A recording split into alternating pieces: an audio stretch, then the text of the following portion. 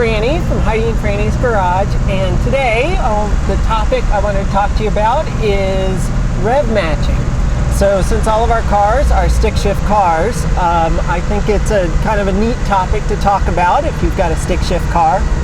And the concept is that when you're shifting, either mostly when you're downshifting, but also a bit could be when you're upshifting as well, that you want to make sure that the engine and the transmission are both spinning at the same speed, so that you don't use the engine or the clutch to slow down the car. So as I come into a turn, I want to hit a little bit of gas and then let out on the clutch. The reason I wanted to talk about this is that most of us probably grew up driving stick shift cars, those of us who like classic cars, and maybe we did or maybe we didn't really get taught properly how to drive a stick shift car. There's a few bits to it that I think a lot of people don't get, and I just thought I would talk about it. Thought it'd be kind of fun. It's not really to be a lesson or anything. I just wanted to get your thoughts on it. And if you rev match, and if you do when you're coming to a stop sign, for instance, do you downshift or do you just go into neutral and hit the brakes? I mean, a lot of times if I'm going to actually stop, I won't bother with downshifting, because there's just really no point in putting all that kind of pressure on the clutch. But if I'm going to turn off of a road, like I'm in third gear right now, and I'm going to slow down a little bit, I'm going to let out on second gear and go around the corner. So in that case, I do downshift and I want to do my rev matching then. So what do you guys do? Probably one of the worst things to do, I think, for the car is to be in a higher gear, like third gear, then go into second gear, and then without hitting the gas, yikes, letting out on the clutch to speed up the engine and slow down the car. You're essentially using your clutch as a brake. Maybe in a Beetle, the clutch is cheaper than brakes. I don't know. But for me, in a 911, I don't think you really want to pull the engine out. It's much easier to do brake work. So I'm really just off on a quick drive today to pick up some food for the Jenner. So we have a Jenner. Our Jenner is about 17 years old, and she is just kind of a tired old cat. But we love her more than our luggage, and she's out of food today, and so I thought during my lunch hour I'd go get her some food. And it's a great excuse to get the 911 out and go for a little toodle. This car is so much fun to drive. So here we go again, downshift.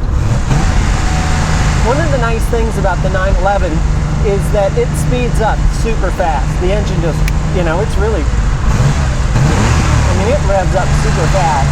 So that's always really nice about it. Some cars, like the Mini, has pretty low compression since it's turbocharged, and it takes a while to spool up, so it's more difficult to match your revs. Oh, here we are. Well, that was a quick little trip, huh? And since Jenner is super duper old, she needs a special cat food, so I have to go to the vet to get it. So that's why I'm here. She needs more of this. So I will be right back.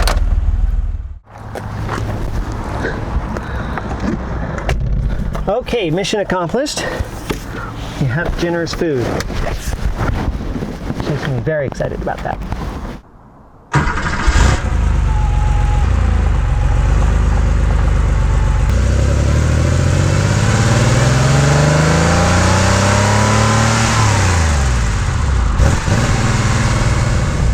So there's a little example, I don't know if you can catch that, little example where I kind of pop the throttle as I'm going into second gear, because this transmission on this car takes a little bit of time to shift. It's a little old, and so as I get to second gear, the RPMs have already dropped too far. So there's an example of maybe a little bit of flipping on an upshift instead of a downshift. So what do you guys think about that? Do you rev match? Do you downshift to slow the car down if you're in traffic? Or, I don't know, just why don't you leave some comments below and let me know what you think and what you do when you're driving. Did anyone ever teach you when you were learning to drive, how to drive a manual car properly. I don't think I did. I think I had to kind of figure it out. So there you go, the little blip, and off we go.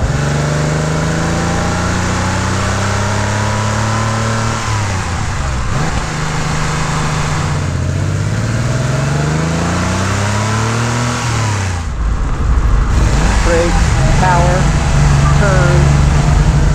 There we go. So that was pretty exaggerated, and pretty bad actually, so sorry about that. But that's kind of the idea. So flipping the throttle gets the engine and the transmission running at the same speed, so that when you let on the clutch, there's almost nothing for the clutch to do except to just connect two rotating bits that are going exactly the same speed.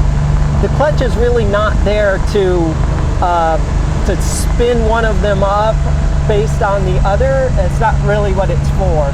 It's just to connect the two mediums. Now, they're not always going to be spinning at exactly the same speed, so that's why it's a clutch. This is a 1986 Carrera, so it has the 915 transmission in it. Maybe not Porsche's finest hour, that transmission.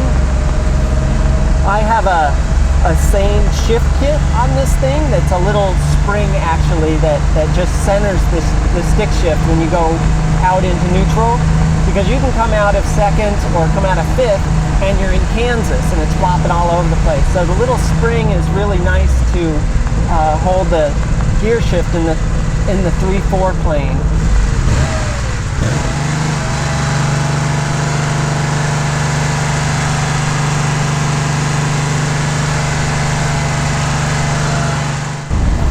Well, that's pretty much about it. It was just a quick little romp just to go get Jenner some food. So I hope you enjoyed this quick little episode. If you did, please give it a thumbs up. If you got any questions or comments, and I hope you do, please leave them down below. We'll go ahead and get back to them for you. And as always, safe travels. Bye.